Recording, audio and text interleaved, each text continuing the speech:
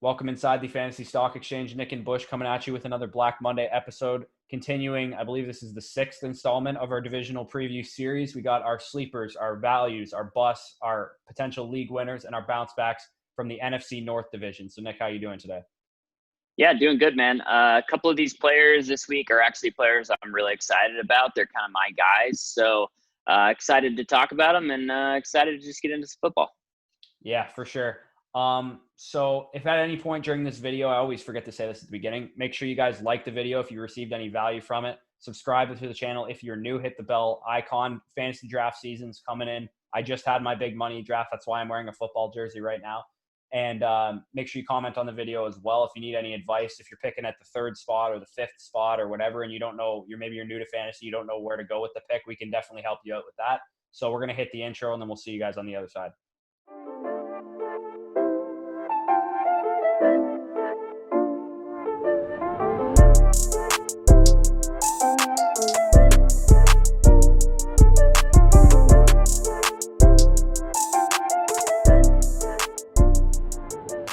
All right, so first sleeper of the NFC North.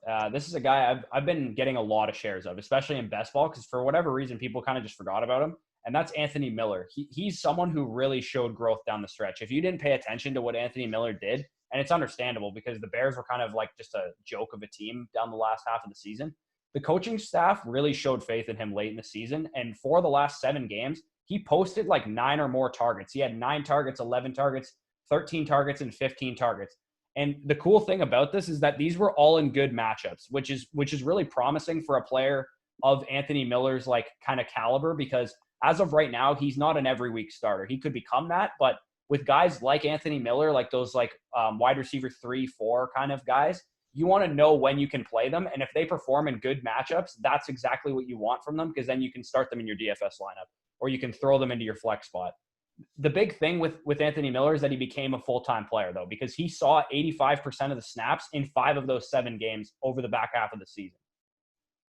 Yeah, Anthony Miller, even in his rookie year, he had kind of flashes, even with injuries. He had like 8 touchdowns, which is kind of crazy for just a guy of his stature. I feel like Anthony Miller is to me like what Justin Jefferson, or Anthony Miller is to you what Justin Jefferson is to me, because you're obsessed with Adam Thielen and I'm obsessed with Allen Robinson. So I just kind of forget about Anthony Miller because all I can think about is Allen Robinson and vice versa. It's good, though, because when you talked about Anthony Miller a few weeks ago, you kind of got me onto him because he's, like I said, he's not a guy I think about because I just get stuck on Allen Robinson. Yeah, and in this offense, too, Miller actually should see an increased opportunity with Taylor Gabriel vacated 48 targets, and the year before he actually vacated a lot more than that. I think Miller's going to absorb the majority of those, and I think the big thing is why I like Miller this year specifically is there's a chance to me that I think no one's talking about the fact that Allen Robinson saw a lot of targets, and I know he's a great receiver and everything, but there's a chance he doesn't see 155 targets this year. Like, that's a lot of volume. Like, Allen Robinson was the only option in the offense. Like, there's a potential chance that that's why he saw so much volume. And there's also the possibility of a quarterback change. And I know everyone assumes Nick Foles is an upgrade, but what happens if he just doesn't like Allen Robinson as much as Mitch Trubisky does? That's also a possibility. So, and the reason I believe it's a possibility is because Nick Foles loves slot receivers. Look at Nelson Aguilar splits. I'll put these up on the screen with and without Nick Foles in his career. He averages like nearly a target per game more and just significantly more like receptions and PPR points. So, I mean, Nelson Aguilar isn't very good also. Like, Anthony Miller is a much better receiver, at least has much more potential than Nelson Aguilar ever did. And Aguilar was the slot guy in Philly. His numbers were certainly worse without Nick Foles. And Miller will be the primary slot in Chicago. And it's the same system as Philadelphia runs. At least that's what we kind of assume, because Nagy and Peterson both came from the Andy Reid coaching tree. And yeah, like I said, he's just objectively more talented than Aguilar. So I definitely like his outlook for 2020. And I think he can definitely put up some numbers as the number 2 option in this passing game. Sweet. Yeah, I've got some, some info to draw. I mean, Allen Robinson did play 40% of his snaps out of the slot last year. That's why his targets have gone so up.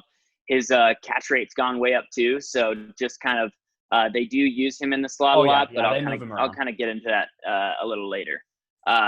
So my guy is Alan Lazard. and he's not exciting. He was a guy that I wouldn't have expected to be on this list pre-draft. I was really assuming, I feel like with everyone, that the Packers were going to go all in on receivers, maybe first round, second rounds, like somewhere in this huge, deep receiver class that they would draft a wide receiver. Well, they drafted 0 wide receivers.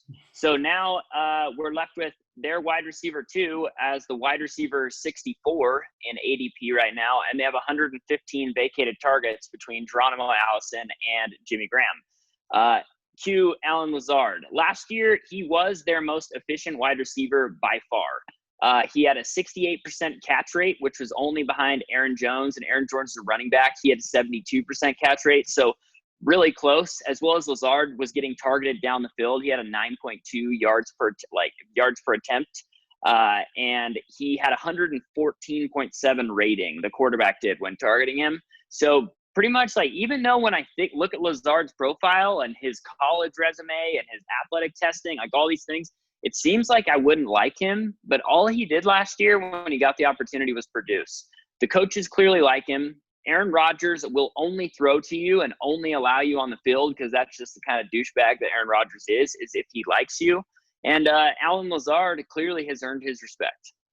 Yeah, and there was a long time that everyone was chasing Aaron Rodgers' number 2 receiver, and for a while that was Randall Cobb, and then once he left, everyone was like, "Oh, who is it now? Like, is it MVS? Is it Equanimeous St. Brown?" Like, I'm more of the belief that he's properly valued, Lazard. I think he is definitely a sleeper target because I think one of 3 things is going to happen.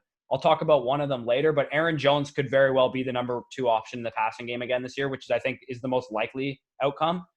Alan Lazard could become the number 2 passing option in this offense, and the odd chance is that Jay Sternberger or any of the other receivers become the number 2 offense in the passing game. But I do think Lazard is definitely the receiver to target at the end of drafts, and yeah, I think he is definitely a sleeper candidate to finish as like a top 30 receiver. Yeah, I mean, just a wide receiver 64. I mean, he has way more upside. I even feel like floor than that cost, especially just kind of with what we've seen. I mean, he only played in 11 games last year. He produced in the games he played. And yeah, I mean, I just kind of think going into this year, the coaches kind of feel like pushed the chips on him when they didn't get anyone, as well as Devin Funchess opting out. So it's kind of like, I agree with the Aaron Jones take. Devontae, as I've kind of said, he's my wide receiver 1 just because I believe how many targets he's going to get. Oh yeah. But they've got to have another guy. And I think Lazard can break out more. Yeah, if anything else, he's definitely going to be a guy you can plug into good matchups. And one thing on Miller, because you did correct me that Robinson did play a lot in the slot, but 65% of the snaps Miller played last year, like on average, like 58% of those were in the slot. So he was almost exclusively a slot receiver. Was basically my point. Anyway, onto the bus, and we kind of just talked about this guy, but it's the quarterback throwing Lazard the ball, and that's Aaron Rodgers. And you've heard me hard, and this is nothing against Aaron Rodgers' outlook. And to be honest, it's just really hard finding busts at the quarterback position because quarterbacks go so late. They're so undervalued that it just really doesn't even matter where you draft them. But this is a guy that will go early. Why? You've heard me harp on it for weeks now. Name value doesn't win championships, nor will you ever get a discount on name value. I know some people think they're getting a discount on Aaron Rodgers, but if you play in any kind of home league where people after like the 6th, 7th, 8th round start to forget who players are and like they don't really know as many people, they're going to pick guys like Aaron Rodgers because they know who Aaron Rodgers is. Aaron Rodgers was Mahomes before Mahomes was a thing. He's old and beaten down now. Is he still a top 12 quarterback talent in the league? Yeah, probably. I don't want to draft him in fantasy though. When you're outside the top 3 to 6 quarterbacks, you're really only as good as the weapons around you when you're in streamer territory, which Aaron Rodgers is in now. And I'd argue guys like Minshew, Goff, Mayfield, Jones, Bridgewater, Burrow, Carr, all of these guys have better weapons than Aaron Rodgers, in my opinion. Like, Aaron Rodgers just has Devontae Adams and Aaron Jones as established pass catchers in his offense. Some of those guys have 2, 3, maybe even 4 guys like that. So, and also those guys are going to become much cheaper because they don't have huge names. I would just say don't pay up for Rodgers and Cam Newton this year. Those are the 2 guys that I'm just avoiding because they're huge names, and they're really the only 2 busts I can think of at the quarterback position.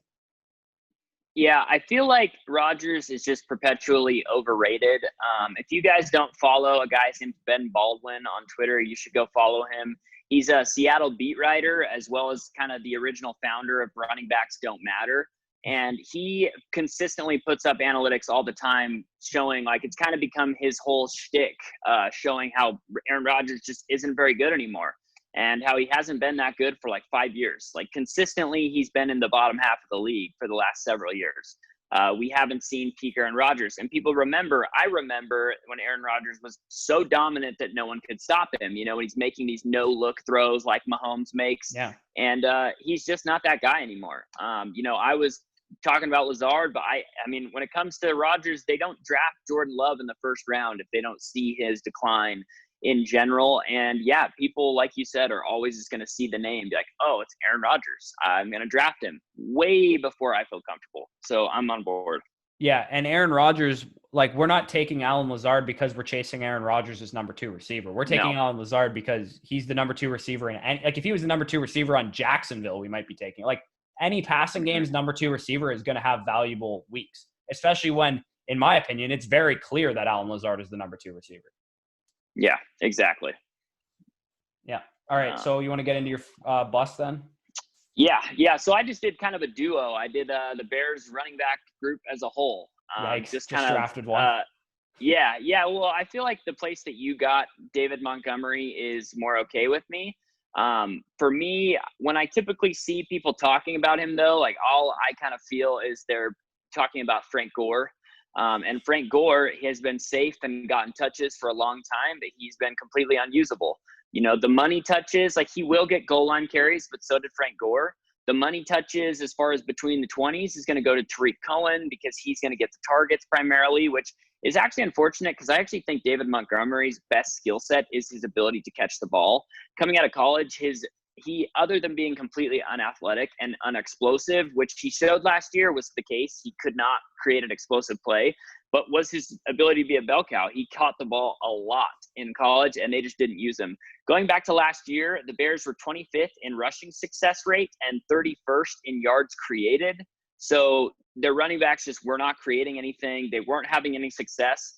And they were 29th in expected points added on the ground, and their yards per carry was also 29th in the league, even though yards per carry is kind of whack. But, I mean, it just kind of shows like bottom 25, bottom 6, 7, whatever, in every category is not good. And then when you kind of take into account that it's for sure 2 backs, like it's for sure. It's going to be Tariq Cohen. It's going to be David Montgomery. And when one of them has a good week, you're not going to really know it's coming. So I always get scared that I'm either going to miss out, so then I don't want to sit them on my bench, or I get scared that they're not going to produce again, so then they're on my bench, and then that's when they go off. That's kind of just why, I mean, I stay away from backfields kind of like this, where I just don't love either one of the players. The only times this year I'm drafting someone that I don't think is a very good player is David Johnson and Leonard Fournette, and I can't just add anyone else to that list. Yeah, for sure. And for what it's worth, on the team that I do have David Montgomery, he's my second flex spot. So he's not like my RB2 or anything. I have Aaron Jones and Clyde Edwards-Helaire ahead of him. And even behind him, I have guys like J.K. Dobbins, like Zach Moss, like Alexander Madison, who can break big for me. And Montgomery is really just a placeholder for me, so that if I need someone who I can flex, which he will be a flex option, he should get 18 carries a game at minimum and a couple targets. So I don't hate David Montgomery, but in the 4th, 5th round where you normally have to take him, I'm definitely out on him there. Where I got him was like the late 6th. So I'm okay with him at that point because he is probably guaranteed like 220 carries. Yeah, that's how I feel about it. I mean, once it starts getting towards the back half of the 6th round, I can, just start saying, you know what, maybe he makes a leap even in the 2nd year. Yeah. And the volume and the potential, that alone makes it worth it. But just in the 4th and 5th round, if it's David Montgomery, if that's the best running back on the board, I mean, I'm going to go wide receiver, and I'm going to be happy about it.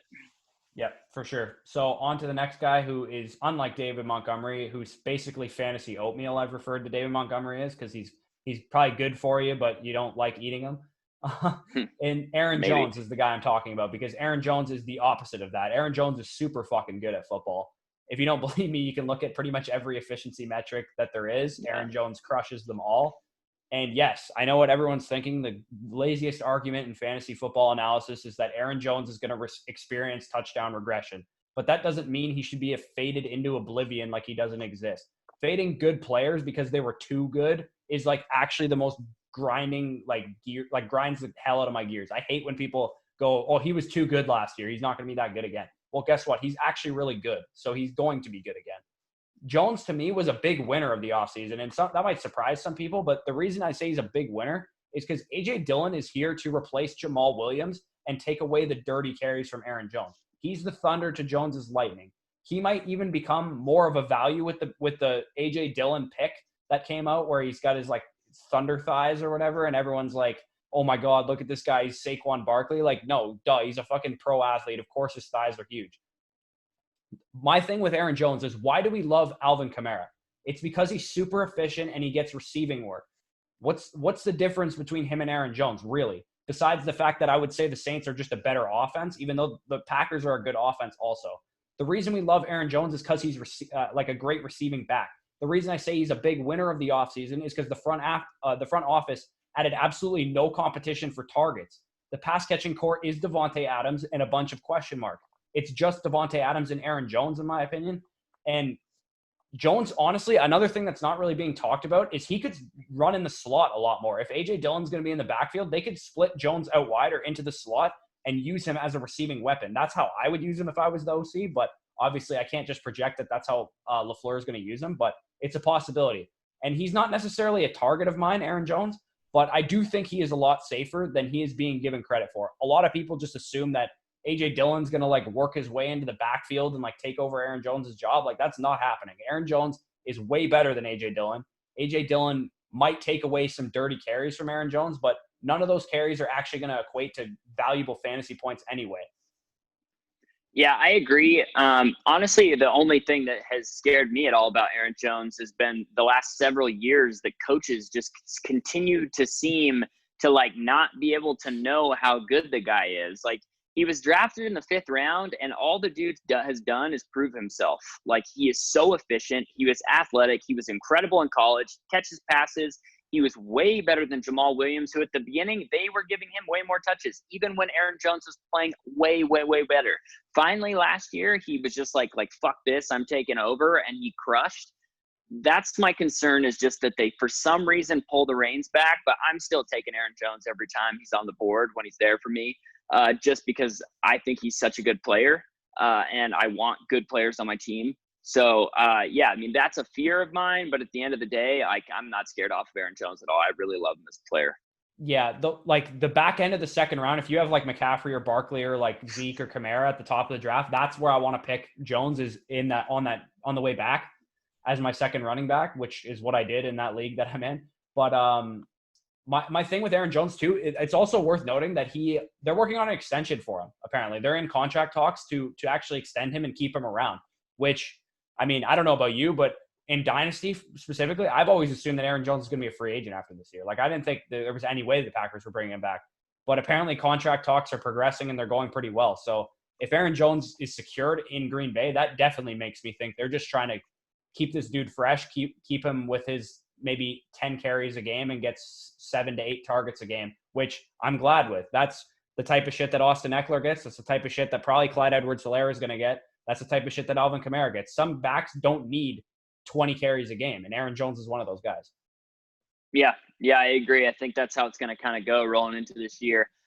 So my value is someone I have talked about a lot, and it would be ridiculous if I didn't mention him here, and that's Justin Jefferson. Justin Jefferson, I think I'll just start with really my only concern for him so far is that I think they're going to play him a lot out of the Z position, like the flanker, when I really wish that he would only play in the slot. I'm kind of concerned that they're going to use Irv Smith in the slot, and then they're going to have Thielen as X and Justin Jefferson as Z and not use him in the slot all the time, which is just kind of a concern. Hopefully they don't do that. But moving into all the positives. So Rich Rebar of Sharp Football believes that almost for sure the Vikings are going to pass more than they did last year.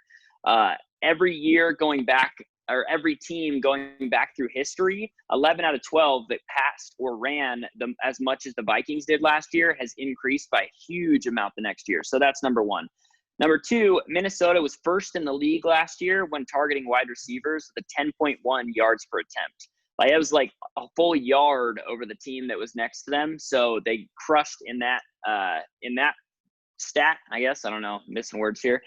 Olabisi Johnson is the only guy that Justin Jefferson has to beat out. So Justin Jefferson did start out on the COVID exempt list, which concerned me at first, but he's back. They're saying he's running with the twos, but all he's doing is showing out. And it makes perfect sense that he'd be running with the twos when he was just on the COVID exempt list.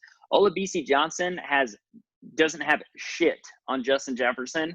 And I think Justin Jefferson and Kirk Cousins are a match made in heaven. I like how Kirk throws in rhythm, and Justin Jefferson's a guy who's going to create separation, be where he's supposed to, and run good, crisp routes. And I think it's going to be beautiful. Yeah, if you haven't already, go to the description and check out the draft guide. It's $3 right now, best value you can see. I wrote up Justin Jefferson for the draft guide, and in the film clips, I basically compared Justin Jefferson, a little throwback comparison from when I was a young Bucs fan growing up. Keenan McCardle is who I actually compared him to. If you remember, he was on the Jags for a while, and then he finished his career out with the Bucs and a couple other teams. But a more modern comparison I heard for Justin Jefferson, I agree with it as well, is another guy named Keenan, and that's Keenan Allen. I think Justin Jefferson has that kind of ability. He could become that kind of a route runner because I've seen nuance to his game at the collegiate level, and I really love the opportunity that Minnesota has because I 100% agree with you. There's no way that they throw the ball only like 460 times or whatever that they threw it last year. That just doesn't happen. It like maybe only happens to the Ravens this year where they throw like that much less than 500. And that's also music to my ears on Adam Thielen, them throwing a lot. Totally. Yeah, like I said, I love Adam Thielen. I just also love Justin Jefferson.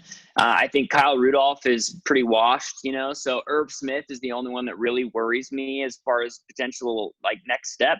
But we really haven't seen it from Irv Smith much. So I think Justin Jefferson has the potential to be huge this year as far as like kind of being a target hog and efficient target hog at that. Yeah, for sure. Another guy who I expect to be very efficient this coming year is, so we're talking league winners now. And to me, some of the best league winners that we can remember over the past couple of years have been rookie running backs. And this rookie running back, I think, has potential to be one of the best, and that's DeAndre Swift. He is a guy who had top 35. He was a top 35 pick, so borderline first-round draft capital. And most importantly, in my opinion, I think Kerryon Johnson is in the doghouse. I think he's disappointed the coaching staff by getting injured or whatever. Like they drafted DeAndre Swift as kind of probably a message or like just, okay, we can't trust Kerryon. We're sick of having Bo Scarborough and fucking whoever else by the end of the season. We need a reliable running back. And Patricia, when he was drafted, praised Swift's ability to be involved as a receiver. And not that Kerryon Johnson's bad at this aspect, but Swift boasts even better ability in this area, in my opinion. And it should help him get on the field early, which I think it's not a competition once these two are on the field. I think it's DeAndre Swift, and it's not even close in terms of like just pure talent. I think this backfield probably starts off as a 50-50 split. And after a few short weeks, I could see it becoming more of Swift's job. And whether KJ gets injured or not, I do think Swift is eventually going to take over this backfield and be a 65% opportunity share running back. And if Kerryon Johnson does get injured, this is probably how Swift becomes like a league winner, like where he could be like a top 8 running back or whatever.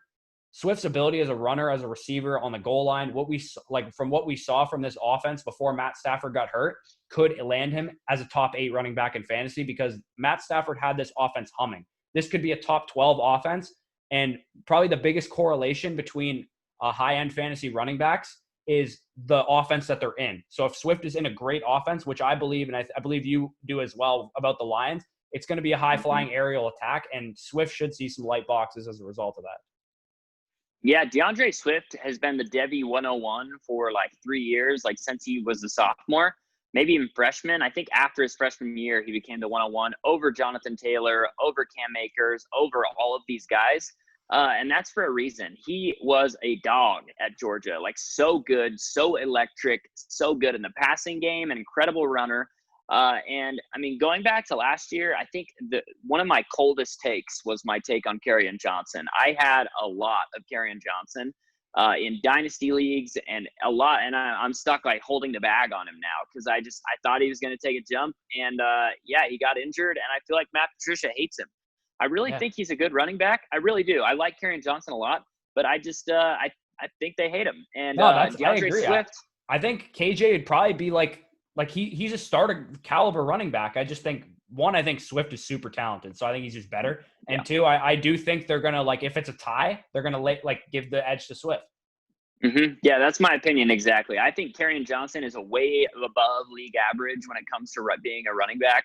But DeAndre Swift is like one of those elite, like top 5, top 8 running back talents as far as potential goes. And yeah, I love the Lions offense. I did not think I was going to love them as much as I love the Lions offense this year. So very excited about DeAndre Swift.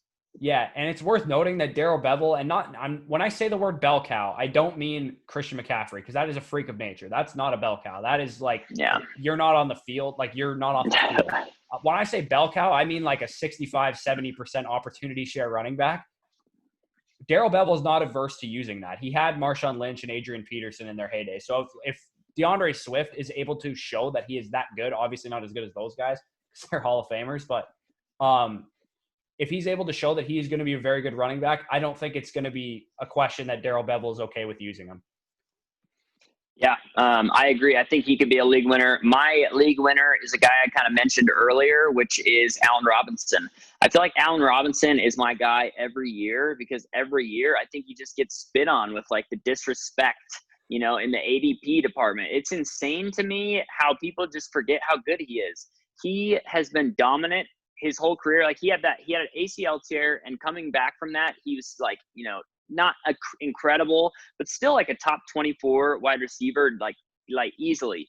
And this year he's going still later than he should. Last year he was only out targeted by Michael Thomas and Julio Jones.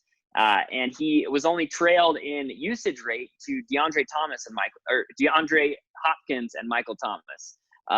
Allen Robinson is an incredible wide receiver. He played 40% of his snaps the last 2 years in the slot, and his contested catch rate has always been way up. So if you're going to play him in the slot and flank him out to the X, he still has the upside to be a red zone wide receiver and have the contested catch ability, as well as last year he had the highest catch rate he's ever had.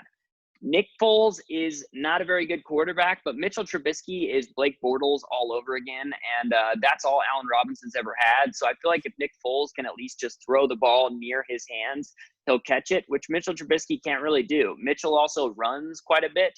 I don't think Nick Foles, even though he is a mobile quarterback, I think he's going to throw the ball a little bit more. And the 7th easiest passing schedule is what Sharp Football has given the Chicago Bears. Fantasy Pros even has them as the 1st easiest, but I'm going to trust Sharp Football. So, yeah, I think Allen Robinson is just an incredible wide receiver. I think he's incredible value, and I think he's a league winner. Yeah, Allen Robinson, I wouldn't call him a league winner. That's just the way I feel about him. I think he's more just a value. I think he's the type of guy that you'd pick as your wide receiver 1 after going RB in the first 2 rounds, and you don't think twice about it because, as you mentioned, the shit that flies around in Allen Robinson's world, it doesn't even matter to him. He just fucking bats it out of the air and catches the ball in the process. It doesn't affect him at all. My only worry is the quarterback change, not because I don't think Nick Foles is better than Mitch Trubisky, because I do. It's just quarterback changes in general make me nervous. I think because he does obviously have some chemistry with Mitch Trubisky because he got that much targets from him. Commanding targets is an actual skill as a receiver. You don't just command targets because you're the highest paid receiver on the team. You actually have to get open to command targets. So that does worry me, but I do think Nick Foles is good enough that he can probably sustain Allen Robinson quite easily. It'll probably affect other players on the offense if it affects anyone at all. So bounce back candidates. Adam Thielen, to me, is the definition of a bounce back candidate. He's the best bounce back candidate, in my opinion, just because we've seen what his ceiling is. He was the wide receiver 1 by a mile in 2018, the first 9 weeks of the season when he had 9 straight 100-yard games or whatever it was. Stephon Diggs, leaving for Buffalo, vacates 110 targets, 1,300 yards, and 7 touchdowns. And that's not just Diggs. There was a couple other guys too. But rookie Justin Jefferson, you mentioned him already. I don't think he's soaking up all that volume. He'll probably soak up some of it or most of it. But that, along with the fact that the Vikings probably will throw the ball more this year, makes me think that Thielen might lead the NFL in target share percentage. He might legitimately have a 30% target share because anytime you throw the ball in Minnesota, Kirk Cousins loves Adam Thielen. He fucking loves him. And the offense kind of runs through him and Dalvin Cook. And Thielen, in the games that Diggs hasn't played, and it's not a big sample size, so take this with a grain of salt, but I'll put it on the screen right now. the big thing is targets. He had 2.5 targets more per game when Diggs was out of the lineup. I don't care about like the PPR points and stuff because that's all kind of chance with a 3-game sample size. But the targets is the big deal for me. It's a run-heavy team, as I mentioned, but this is by far and away the number one target on the offense, and he should see top 5 wide receiver volume in the NFL this year. He should be bordering that 150 target range. And what we saw last time Thielen got that kind of elite volume, he averaged nearly 12 targets per game the first half of 2018, and he turned that to over 25.5 PPR points per game, and he was the wide receiver 1 by a wide margin, as I mentioned. He also had like 114 receiving yards average per game. Like, he was dominant to start 2018. So I don't think he can get back to that level. He could potentially, but I'd more so project him to be like a consistent top 5 receiver. And in any kind of PPR league, he should give you like a very, very elite floor. Yeah, I absolutely love Adam Thielen. Kind of like I discussed earlier, I think he's going to crush. I think you kind of got it nailed it. I think him and Justin Jefferson can thrive together. Yeah. I think Justin Jefferson is probably going to be more so of an efficiency play as a rookie. He'll probably get like 90 targets or whatever, and like maybe get like 700 yards and a couple like 5 or 6 touchdowns, and then we're really excited about him going into next year. I don't think he's going to be like a fucking 1,000-yard receiver his rookie year, which most rookie receivers are not. But I do think he has the potential to be a very efficient player across from Thielen, across from Thielen, because they're probably not going to play Thielen much in the slot as they didn't last year, which is a common misconception.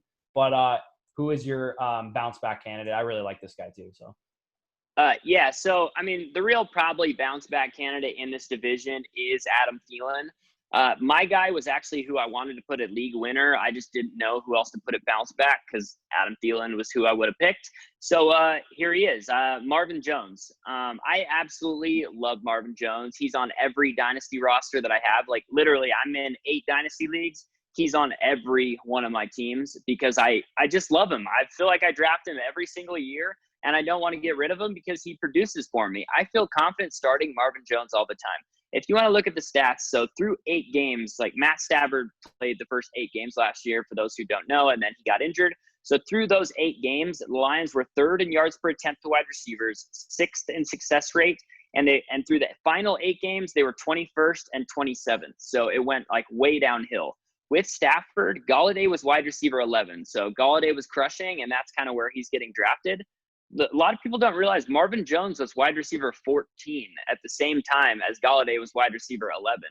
Marvin Jones is being drafted like 4 or 5 rounds later than Kenny Galladay, and David Blau just couldn't support 2 wide receivers in the same way that Matt Stafford can. Stafford will do that. Marvin Jones has been a top 30 wide receiver the past 3 years, and he's had 3 top 12 weeks last year in the first 8 games. So he started out on fire. He's being drafted as like a fringe wide receiver 3, wide receiver 4. No one around that can compete with Marvin Jones' potential like upside, his potential consistency, his like proven capability. He has a great quarterback. They have DeAndre Swift now. On top of all of that, last year was Marvin Jones' career high in receptions per game. It was like right about 5 per game. So that just kind of shows, like, even with the injury, because Marvin got injured as well. Like when Stafford got injured, Marvin also got injured. Like he missed several games and he was playing hurt. So for him still to put up the most receptions of his career per game just shows he still got it. And I'm really excited for what they do this year.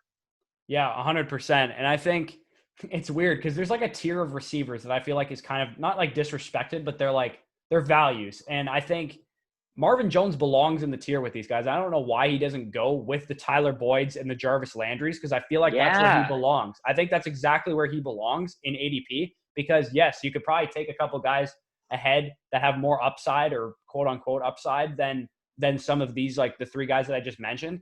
But Marvin Jones, Jarvis Landry, and Tyler Boyd are almost certainly going to be wide receiver 2s, if not great flex options every week.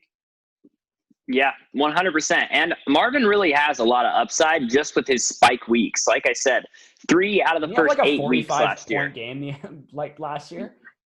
Yeah, he was huge. I had him in DFS. I start him in DFS pretty much every week. I have one team or a couple teams with Marvin Jones, and it pays off for me a lot. So I love Marvin. He's a G. I always think back to Thanksgiving, like a few years ago, when he had this monster game. I had him all over the place in DFS, and he won me a lot of money. And he caught like 4 touchdown passes. I think it was against the Cowboys. And yeah, dude, it was fucking awesome. So I just love Marvin Jones. Yeah, I'm pretty sure he did the exact same thing last year to the Vikings. I'm pretty sure Xavier Rhodes got fucking canceled after that game. Hell yeah. Yeah, that game ruined Xavier Rhodes' career, I'm pretty sure. So, dude, the roads have been open all this. Like, I remember roads were closed for a long time. Like, roads are open big time in Xavier's world. Yeah, for sure. So that's it for the NFC North. This was kind of a fun division. This was a lot of value in this division, I noticed. Yeah. It's kind of a slept-on division, but next Monday will be our last one because me and Danny are going to be doing the NFC East on Thursday. Next Monday will be the NFC West, which is also a fun division. So make sure you guys stay tuned for that. It's draft season. It's full fantasy stream ahead. It's August 16th as we're recording this, August 17th when you're listening to this. We got about 4, I think Scott Hansen tweeted out 4 Sundays until football today. And I responded to it, and I was like, Santa is real, because Scott Hansen is the greatest human being of all time. And anytime he says 7 hours of commercial-free football starts now, I just get really overexcited. Oh, my God. So I'm so excited, dude. Yeah, 100%. Yeah, real quick. His fantasy football team is called Iron Bladders.